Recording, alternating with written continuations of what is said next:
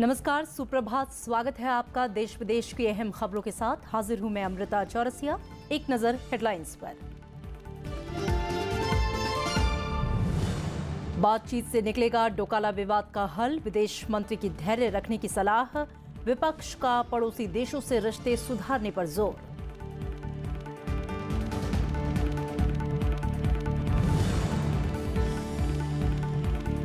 विपक्ष का सुषमा स्वराज सदन को दी गलत जानकारी, राज्यसभा में लाएंगे विशेषाधिकार प्रस्ताव।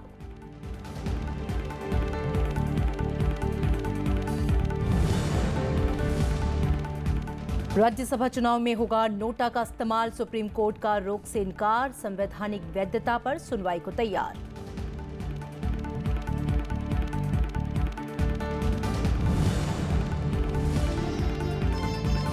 गुजरात के बनासकांठा और पाटन जिले आपदा पीड़ित क्षेत्र घोषित, राज्य सरकार ने किया 1,500 करोड़ के राहत पैकेज का ऐलान।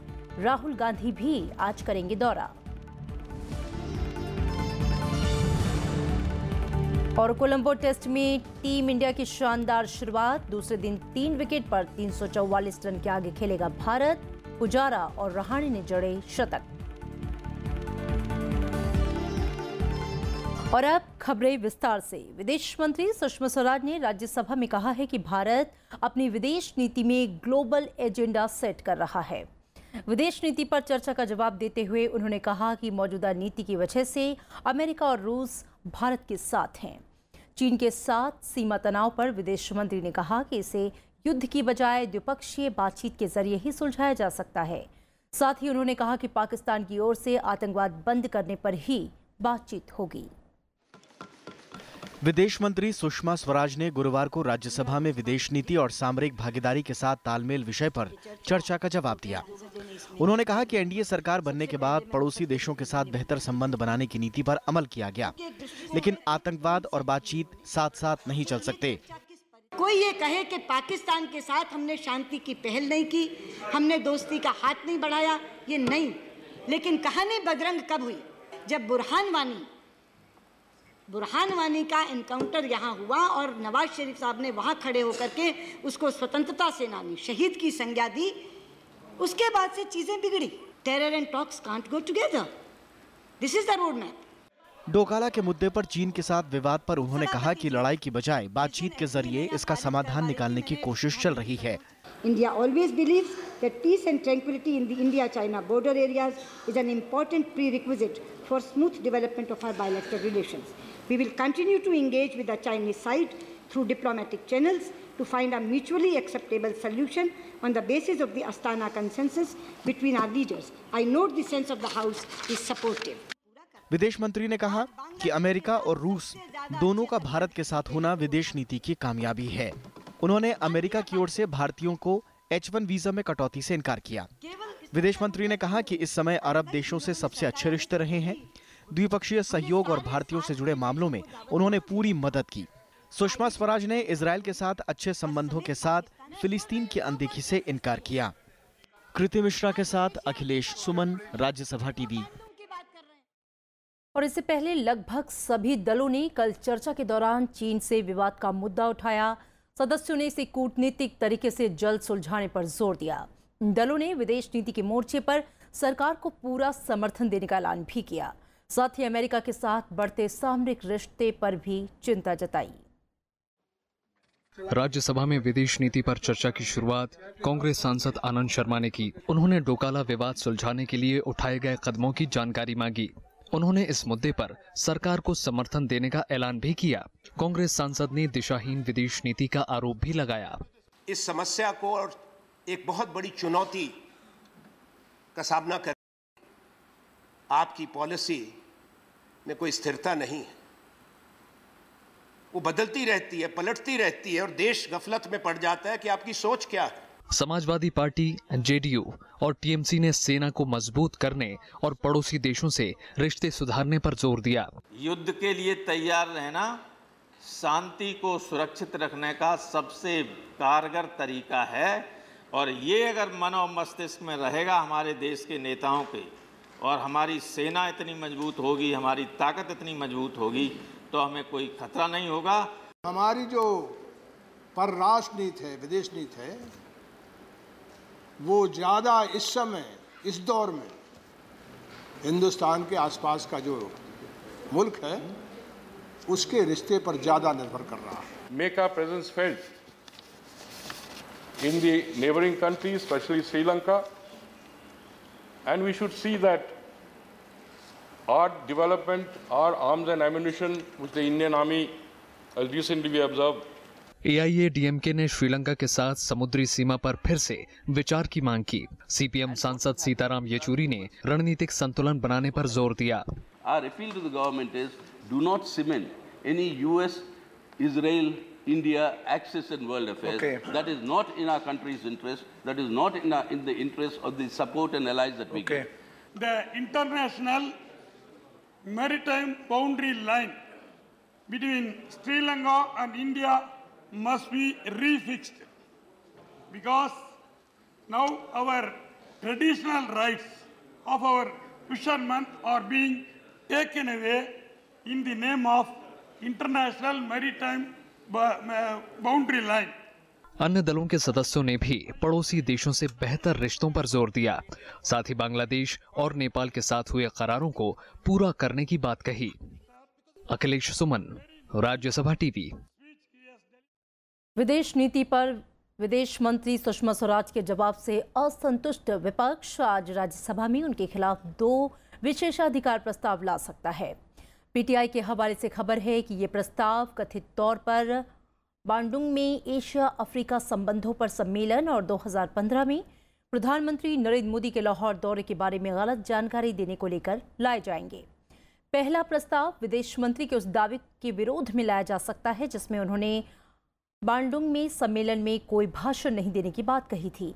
विपक्षी दलों का कहना है कि उनके कथित भाषण को डाउनलोड किया गया है और वे इसे साक्ष्य के तौर पर पेश करेंगे।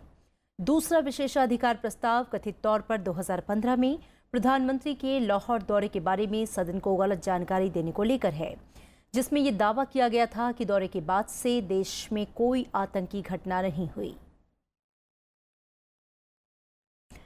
वित्त मंत्री अरुण जेटली ने एसबीआई की ओर से 1 करोड़ से नीचे के सेविंग अकाउंट्स की ब्याज दरों में कटौती के फैसले का बचाव किया है। उन्होंने कहा कि उधारी दरों में कमी के साथ ही बचत खातों की दरों में कमी आई है। शून्यकाल में इस मसले पर जवाब देते हुए वित्त मंत्री अरुण जेटली ने कहा कि बचत खातों और फिक्स डिपॉजिट में ब्याज दरें उस वक्त की हैं जब महंगाई दर 10 से 11% थी। उन्होंने कहा कि बचत खातों पर ब्याज दर में बदलाव के पीछे महंगाई दर में गिरावट और उच्च स्तर की वास्तविक ब्याज दरों का होना है। उन्होंने कहा कि वरिष्ठ नागरिकों और सेवानिवृत्त कर्मचारियों के लिए 8% ब्याज पर पेंशन स्कीम भी लाई है। Please remember that you are talking about a time when inflation was 10 and 11%. The lending rates were high and the sluggishness was setting in because of that.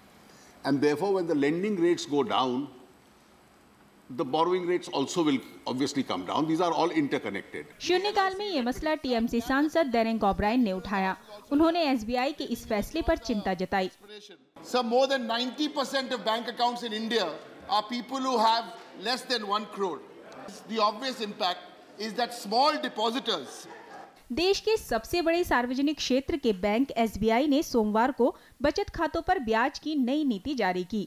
नए नियम के तहत बचत खाते में 1 करोड़ रुपए से ऊपर की जमा राशि पर 4% की दर से ब्याज मिलता रहेगा, लेकिन 1 करोड़ रुपए से कम जमा राशि पर अब 3.5% ब्याज ही दिया जाएगा। कृति मिश्रा, राज्यसभा टीवी। केंद्र सरकार ने कल ये माना कि आईआईटी और आईआईएम जैसे देश के तकनीकी संस्थानों में शिक्षकों के पद खाली पड़े हैं। केंद्रीय मानव संसाधन विकास मंत्री प्रकाश जावड़ेकर ने कहा कि जल्द ही इन्हें भरा जाएगा। राज्यसभा में भारतीय सूचना प्रौद्योगिकी संस्थान संशोधन विधेयक 2017 पर चर्चा के दौरान कई सांसदों ने इस पर चिंता जताई थी। राज्यसभा ने बिल को सर्वसम्मति से मंजूरी दे दी। Indian Institute of Technology bill 2017 के तहत कुरनूल स्थित संस्थान को राष्ट्रीय महत्व के संस्थान का दर्जा दे दिया गया है। राज्यसभा में इस बिल पर संक्षिप्त चर्चा के दौरान शिक्षा के निजीकरण से लेकर छात्रों के प्लेसमेंट और शिक्षकों के खाली पड़े पदों को लेकर सांसदों ने चिंता जाहिर की। केंद्रीय मानव संसाधन विकास मंत्री ने कहा कि फैकल्टी की कमी को दूर किया जाएगा। लोकसभा से बिल पहले ही पारित हो चुका है। जो भी सुझाव दिया, अच्छे सुझाव दिए, उसको मैंने नोट किया है। Very good. और हर एक को जवाब भी भेजेंगे। फैकल्टी के बारे में जो मुद्दा मुख्य उपस्थित किया अनेक सदस्यों ने, तो IIM बिल आ रहा है अगले सप्ताह, तब उसकी विस्तार से चर्चा करेंगे। IIIT International Institute in 3 cities. IIIT Indian Institute in 15 cities, but in PPP mode.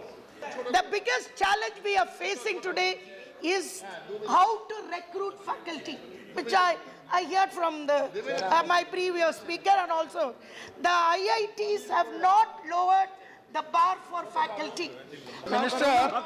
Minister, regarding the shortage of faculty, when I was chairman of the IIT, we conducted a study.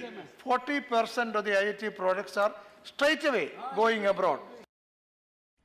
Lok Sabha ने कल bank विनियमन संशोधन विधेयक 2017 को पारित कर दिया। ये विधेयक सरकारी बैंकों को एनपीए समस्या से राहत दिलाने के लिए आरबीआई को व्यापक नियामक अधिकार दिए जाने से जुड़ा है। रिजर्व बैंकों को कर्ज की वसूली के लिए कार्रवाई के अधिकार दिए गए हैं। विधेयक में आरबीआई को एनपीए की निगरानी के लिए समिति गठित करने का भी अधिकार दिया गया है। इससे बैंकरों के कर्ज पुनर्गठन के मामलों को देख रही जांच एजेंसियों को सुरक्षा मिल सकेगी। विधेयक पर चर्चा के जवाब में वित्त मंत्री ने कहा कि सरकार ने चिटफंड कंपनियों की धोखाधड़ी रोकने के लिए विधेयक का प्रारूप तैयार किया है, जिसे जल्द सदन में पेश किया जाएगा। हम लोग एक ड्राफ्ट लॉ हम लोगों ने बनाया है कि जिन चिटफंड कंपनियों की एक्टिविटी अब बंगाल में है या उड़ीसा में है, तो वो तो केवल अपने राज्य के लिए बना सकते हैं। पंजाब अपने राज्य के लिए कानून बना सकता है। What do you do with regard to those who have a multi state all India operation? तो उसके लिए एक सेंट्रल लॉ हम लोग ड्राफ्ट कर रहे हैं। केरल में हुई आरएसएस स्वयंसेवक की हत्या का मामला कल लोकसभा में उठा। वामपंथी सांसदों और बीजेपी के सांसदों ने एक दूसरे पर जमकर आरोप प्रत्यारोप लगाए, जिसकी वजह से कार्यवाही में बाधा आई। सीपीएम सांसद पी करुणाकरण ने सदन में केरल के मुख्यमंत्री और उनकी पार्टी की राज्य समिति के सचिव का नाम उछालने को लेकर विरोध जताया। इस पर बीजेपी सांसदों ने विरोध जताया, जिसके बाद से सदन की कार्यवाही में गतिरोध पैदा किया गया। केरल में बढ़ती हिंसा और राजनीतिक कार्यकर्ताओं पर बढ़ते हमलों को लेकर राष्ट्रीय मानवाधिकार आयोग ने केरल सरकार से रिपोर्ट मांगी है। आयोग ने राज्य के मुख्य सचिव और पुलिस महानिदेशक को कहा है कि राजनीतिक हमले और हत्याएं रोकने के लिए सरकार प्रभावी कदम उठाए। साथ ही आयोग ने 4 हफ्ते के भीतर रिपोर्ट तलब की है। इस बीच केरल सरकार ने 6 अगस्त को सर्वदलीय बैठक बुलाई है, जिसमें राजनीतिक हिंसा पर चर्चा होगी। राज्यसभा चुनाव में नोटा के इस्तेमाल के खिलाफ कल सुप्रीम कोर्ट में सुनवाई हुई। कोर्ट ने कांग्रेस की याचिका पर चुनाव आयोग की अधिसूचना पर स्टे से इनकार कर दिया है। हालांकि इस मामले की संवैधानिकता पर सुनवाई आगे जारी रहेगी। सुप्रीम कोर्ट ने 2014 की अधिसूचना के खिलाफ इतनी देरी से याचिका दाखिल करने पर सवाल किया है। गुजरात में 8 अगस्त को होने वाले राज्यसभा चुनाव में नोटा के इस्तेमाल पर कांग्रेस को सुप्रीम कोर्ट से राहत नहीं मिली है। कोर्ट ने तुरंत रोक से इनकार कर दिया। सुप्रीम कोर्ट राज्यसभा चुनाव में नोटा विकल्प पर निर्वाचन आयोग की 1 अगस्त की अधिसूचना की संवैधानिक वैधता पर विचार के लिए सहमत हो गया है। कोर्ट ने कहा है ये एक बड़ा भारी कॉन्स्टिट्यूशनल इशू है जो आपने रेज किया है, इसकी हम सुनवाई करेंगे, क्योंकि आज तो हम फैसला नहीं कर सकते, तो हम नोटिस करेंगे और फिर कॉन्स्टिट्यूशनल इशू पे, संवैधानिक इशू पे फैसला करेंगे, लेकिन हम इस पे एक दिन में रोक नहीं लगा सकते। याचिका में कहा गया है कि इस विकल्प के इस्तेमाल से जनप्रतिनिधित्व कानून 1951 और चुनाव संबंधी नियम 1961 का उल्लंघन होता है। कोर्ट इस दलील से सहमत नहीं हुआ कि नोटा का प्रावधान भ्रष्टाचार को बढ़ावा देगा। बड़ी बात यह है कि माननीय सुप्रीम कोर्ट ने ये कहा है कि चुनाव जो प्रक्रिया है उसमें कोई रोक नहीं होगी, चुनाव प्रक्रिया अपनी जगह चलेगी। जहां तक जो केस की बात करें कोर्ट पे, तो उसमें जो अलग अलग पक्ष हैं वो अपनी बात रखेंगे। गुजरात विधानसभा सचिव ने 1 अगस्त को अधिसूचना जारी की थी। इसमें राज्यसभा के चुनाव में नोटा का प्रावधान शामिल करने की बात है।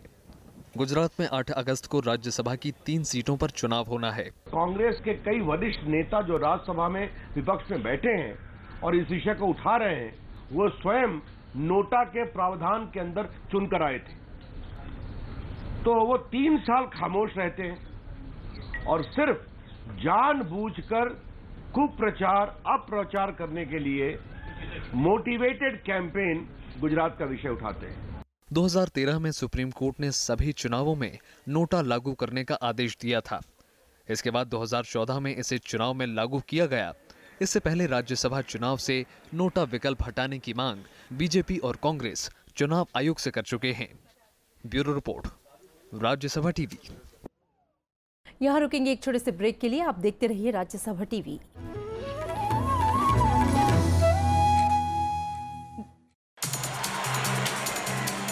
बाल के पीछे मैं नहीं जाता था, बाल खुद आता था। चांदनी रात में खेलते खेलते उनका नाम भी ध्यान सिंह से ध्यानचंद होता चला गया। ध्यानचंद जी से स्टिक से जो चीज़ निकली है वो हॉकी के हिस्ट्री में मैजिक। जो देश के सम्मान और इज्जत की खातिर हिटलर से भी कह सकता था मैं ठेठ हिंदुस्तानी हूं, चांदी के सिक्कों की खातिर वतन नहीं छोड़ूंगा। विरासत में इस बार हॉकी के जादूगर मेजर ध्यानचंद की दास्तान सिर्फ राज्यसभा टीवी पर।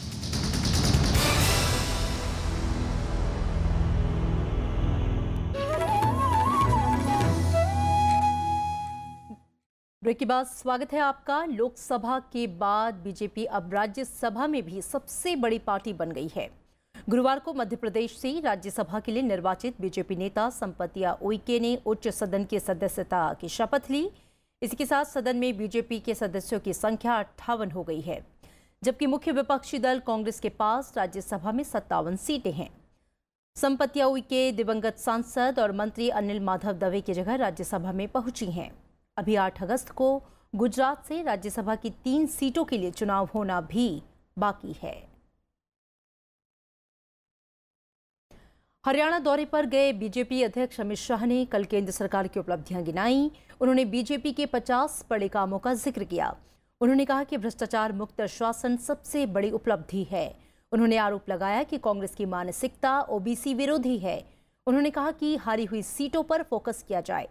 इससे पहले उन्होंने मंत्रियों और विधायकों के साथ बैठक की। इसमें हरियाणा की बीजेपी सरकार के कामकाज की समीक्षा हुई। सिर्फ पिछड़ा वर्ग के कल्याण की बात करने से पिछड़ा वर्ग का कल्याण नहीं होता है। उसके कल्याण के लिए ठोस कदम उठाने चाहिए। अगर आप नहीं उठा सकते थे, कोई और उठा रहा था, तो उसको समर्थन करना चाहिए था। और ऐसी चीजें देश में दलगत राजनीति से ऊपर उठानी चाहिए। मगर मुझे बहुत दुख है कि कांग्रेस पार्टी ने अपर हाउस के अंदर इस बिल को गिरा दिया। नागालैंड के पूर्व मुख्यमंत्री और नगा पीपल्स पार्टी के प्रमुख शुरुहोजेली लीजेत्सु ने उत्तरी अंगमी एक विधानसभा सीट पर हुआ उपचुनाव जीत लिया है। विधानसभा चुनाव में ये उनकी 9वीं जीत है। अपने प्रतिद्वंदी निर्दलीय उम्मीदवार केखरी यहोमी को लीजेत्सु ने तकरीबन 3,500 वोटों से हराया। इस सीट पर 29 जुलाई को वोट डाले गए थे।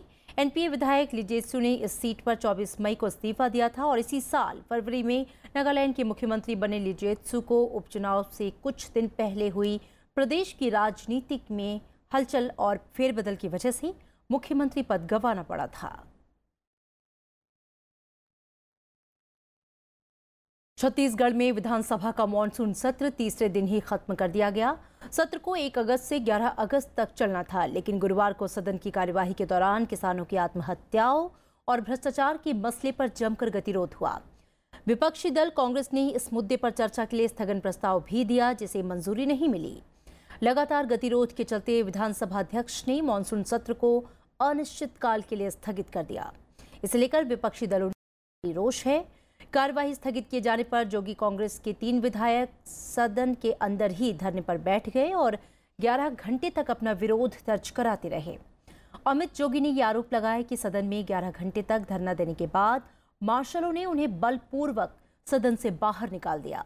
हालांकि अधिकारियों ने इन आरोपों से इनकार किया है। दूसरी तरफ कांग्रेस ने मॉनसून सत्र को बीच में ही खत्म किए जाने के विरोध में राज्यपाल से मुलाकात कर पूरे घटनाक्रम की जानकारी दी और शिकायत भी दर्ज कराई है। कर्नाटक के ऊर्जा मंत्री डीके शिवकुमार के खिलाफ गुरुप्रसाद नाम के एक शख्स ने प्रवर्तन निदेशालय में शिकायत दर्ज की है। इसमें कथित मनी लॉन्ड्रिंग के मामले में ईडी से जांच की मांग की गई है। ये शिकायत ऐसे समय में की गई है जब डीके शिवकुमार के कई ठिकानों पर आयकर विभाग ने छापेमारी की कार्रवाई की। पिछले 2 दिन में हुई इस छापेमारी में अब तक 15 करोड़ रुपए की नकदी और गहने बरामद किए गए। जांच अधिकारियों को कई दस्तावेज, खाते और वित्तीय कागजात भी मिले। शिवकुमार पर यह कार्रवाई कर चोरी के आरोप में हुई। आयकर विभाग ने सिर्फ बुधवार को शिवकुमार के 64 ठिकानों पर छापे मारे। इनमें इग्लंटन रिजॉर्ट भी शामिल है। यहीं पर गुजरात से लाए गए कांग्रेस विधायक ठहरे हुए हैं। कांग्रेस पार्टी सड़क से संसद तक आयकर विभाग की कार्रवाई का विरोध कर रही है। इस पर संसदीय कार्य मंत्री अनंत कुमार ने कहा कि ये कार्रवाई काले धन के खिलाफ हुई है, इसलिए कांग्रेस को इसका समर्थन करना चाहिए। जम्मू कश्मीर के अनंतनाग जिले में कल देर रात सुरक्षा बलों के साथ मुठभेड़ में एक आतंकी के मारे जाने की खबर है। पुलिस अधिकारियों के मुताबिक जिले के बिजबेहरा इलाके में आतंकियों के छिपे होने की जानकारी मिली थी। इसके बाद से सुरक्षा बलों ने इलाके की घेराबंदी कर दी और तलाशी अभियान शुरू किया। इस बीच आतंकियों ने सुरक्षा बलों पर गोलीबारी शुरू कर दी, जिसके बाद मुठभेड़ शुरू हो गई। जवाबी कार्रवाई में जवानों ने एक आतंकी को मार गिराया। इलाके में सुरक्षा बलों का तलाशी अभियान जारी है। गुजरात के बनासकांठा और पाटन जिले को आपदा पीड़ित क्षेत्र घोषित कर दिया गया है। राज्य सरकार ने कल इन दोनों बाढ़ पीड़ित जिलों के लिए 1,500 करोड़ रुपए के विशेष राहत पैकेज का ऐलान किया। मुख्यमंत्री विजय रूपानी ने क्षेत्र में 5 दिन गुजारकर बाढ़ से हुए नुकसान का जायजा लेने के बाद ये फैसला किया। इससे पहले प्रधानमंत्री ने केंद्र की ओर से गुजरात को 500 करोड़ की सहायता राशि देने की घोषणा की थी। पाटन जिले में कल बाढ़ के पानी में बहने से 3 लड़कियों की मौत हो गई। इसी के साथ राज्य में मरने वालों का आंकड़ा 225 हो गया है। सिर्फ बनासकांठा में ही अब तक 60 लोगों की मौत हुई है। मुख्यमंत्री रूपानी ने कहा कि भविष्य में ऐसी स्थिति से निपटने के लिए राज्य सरकार धन्यरा शहर के बाहर बाढ़ से बचाव करने वाली दीवार बनाने की संभावनाओं पर विचार करेगी। और इस बीच कांग्रेस उपाध्यक्ष राहुल गांधी आज गुजरात में बाढ़ पीड़ित इलाकों का दौरा करेंगे।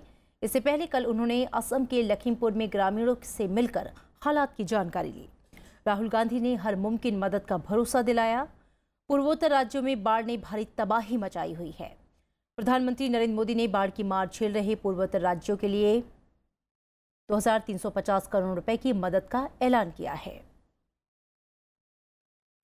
और इधर हिमाचल प्रदेश के कई इलाकों में कल भारी बारिश हुई। शिमला में बारिश इतनी जोरदार थी कि 5 वाहन बह गए। कई रास्तों और मकानों को भी नुकसान पहुंचा है। मौसम विभाग ने अगले 5 दिन में राज्य के अलग अलग इलाकों में बारिश और बर्फबारी की संभावना जताई है। उत्तराखंड की राजधानी देहरादून और आसपास के इलाकों में भी कल तेज बारिश हुई। मौसम विभाग ने कुमायूं और गढ़वाल क्षेत्र के लिए भारी बारिश का अलर्ट जारी किया है, जिससे भूस्खलन की कई घटनाएं हो सकती हैं। प्रशासन को सतर्क रहने की सलाह दी गई है। उधर पश्चिम बंगाल की मुख्यमंत्री ममता बनर्जी ने केंद्र पर बाढ़ की स्थिति से निपटने के लिए मदद नहीं करने का आरोप लगाया है। पश्चिम बंगाल के 14 जिलों में अब तक 50 लोगों की मौत हो चुकी है। कई रास्तों, ब्रिजों और फसलों को भारी नुकसान हुआ है। चीन ने आतंकी मसूद अजहर को वैश्विक आतंकी घोषित करने की कोशिशों में फिर से अड़ंगा लगा दिया है। उसने तकनीकी रोक को 3 महीने के लिए बढ़ा दिया है। यह अवधि बुधवार को खत्म हो रही थी। अमेरिका, फ्रांस और ब्रिटेन ने मसूद अजहर को वैश्विक आतंकी घोषित करने का प्रस्ताव संयुक्त राष्ट्र में रखा है। मसूद अजहर पठानकोट हमले का दोषी है। अगर चीन तकनीकी रोक नहीं बढ़ाता तो अजहर वैश्विक आतंकी घोषित हो जाता। मसूद का संगठन जैश ए मोहम्मद पहले से ही प्रतिबंधित संगठनों की सूची में है।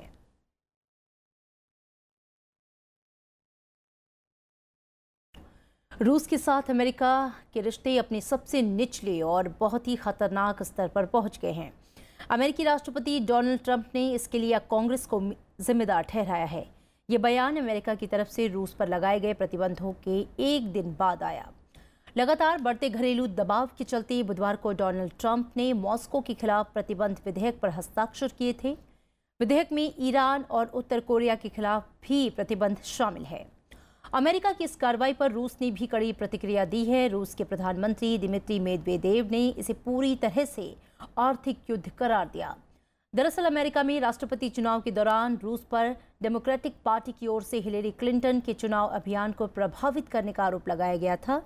रूस पर डेमोक्रेटिक पार्टी के कंप्यूटर्स हैक करने और हिलेरी के ईमेल लीक करने का भी आरोप लगा था। 2 बार के पैरा ओलंपिक स्वर्ण पदक विजेता देवेंद्र झाझरिया को राजीव गांधी खेल रत्न पुरस्कार देने की सिफारिश की गई है। इसके अलावा पूर्व हॉकी कप्तान सरदार सिंह के नाम का भी खेल रत्न पुरस्कार के लिए अनुशंसा की गई है। जैवलिन थ्रोवर देवेंद्र खेल रत्न के लिए सिफारिश किए गए पहले पैरा ओलंपिक खिलाड़ी हैं। झाझरिया ने 2004 एथेंस ओलंपिक और पिछले साल रियो ओलंपिक में स्वर्ण पदक जीते। देवेंद्र जस्टिस CK ठक्कर की अध्यक्षता वाली चयन समिति की पहली पसंद थे। समिति ने दूसरे विकल्प के रूप में सरदार सिंह को चुना और ये सुझाव दिया कि दोनों को साझा रूप से पुरस्कार दिया जा सकता है। अंतिम फैसला खेल मंत्रालय लेगा।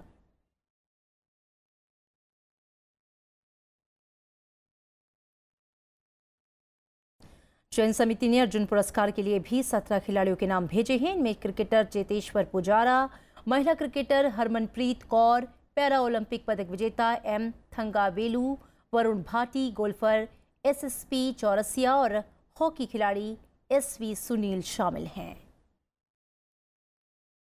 कोलंबो में खेले जा रही दूसरे टेस्ट के पहले दिन कल भारत ने 3 विकेट पर 344 रन का मजबूत स्कोर बना लिया।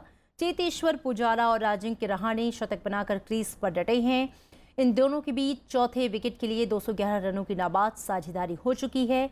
पुजारा 128 रन और रहाणे 103 रन बना चुके हैं। पुजारा का ये 50वां टेस्ट मैच है जिसमें उन्होंने करियर का 13वां शतक लगाया। रहाणे ने अपने 39वें टेस्ट में 9वां शतक बनाया। एक वक्त भारत 133 रनों पर 3 विकेट गंवा चुका था। पिछले मैच के शतकधारी शिखर धवन इस बार 35 रन बनाकर आउट हुए, जबकि लंबे वक्त के बाद टीम में शामिल किए गए लोकेश राहुल ने 57 रन बनाए। पहले टेस्ट की दूसरी पारी में शतक बनाने वाले विराट इस बार 13 रन ही बना पाए।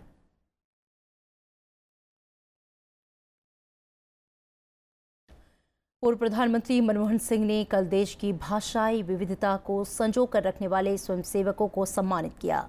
उन्होंने कहा कि भाषाओं दस्तावेज तैयार करना स्वस्थ लोकतंत्र का परिचायक है। People's Linguistic Survey of India के नेतृत्व में भाषाओं के अनुवाद का काम अंजाम दिया गया है। सर्वे में 92 शीर्षकों के साथ 50 संस्करणों की श्रृंखला को हिंदी, अंग्रेजी और दूसरी क्षेत्रीय भाषाओं में प्रकाशित किया गया है। Documentation of languages and publishing it in a series of volumes effectively highlights diversity, Bhautva, which is the very center of healthy democracies. और आज हिंदी फिल्मों के मशहूर गायक किशोर कुमार की जयंती है। आवाज के जादूगर किशोर कुमार ने न सिर्फ गायकी में अपना नाम रोशन किया बल्कि अभिनय, निर्देशन और निर्माता के रूप में भी नाम कमाया। रोमांटिक गीतों के जरिए लोगों के दिलो दिमाग पर एक खास पहचान बनाई। किशोर कुमार ने चलती का नाम गाड़ी, चाचा, जिंदाबाद और पड़ोसन जैसी फिल्मों में खुद को एक बेहतरीन अभिनेता के रूप में स्थापित किया। बेहतरीन सुरों के लिए उन्हें कई अवार्ड भी मिले। तुम रहती हो जीवन में। और चलते चलते एक नजर हेडलाइंस पर। बातचीत से निकलेगा डोकाला विवाद का हल, विदेश मंत्री की धैर्य रखने की सलाह, विपक्ष का पड़ोसी देशों से रिश्ते सुधारने पर जोर।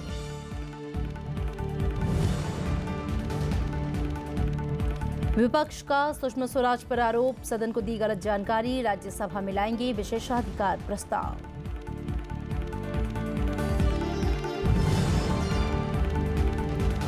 राज्यसभा चुनाव में होगा नोटा का इस्तेमाल, सुप्रीम कोर्ट का रोक से इनकार संवैधानिक वैधता पर सुनवाई को तैयार। गुजरात के बनासकांठा और पाटन जिले आपदा पीड़ित क्षेत्र घोषित, राज्य सरकार ने किया 1,500 करोड़ के राहत पैकेज का ऐलान, राहुल गांधी भी आज करेंगे दौरा।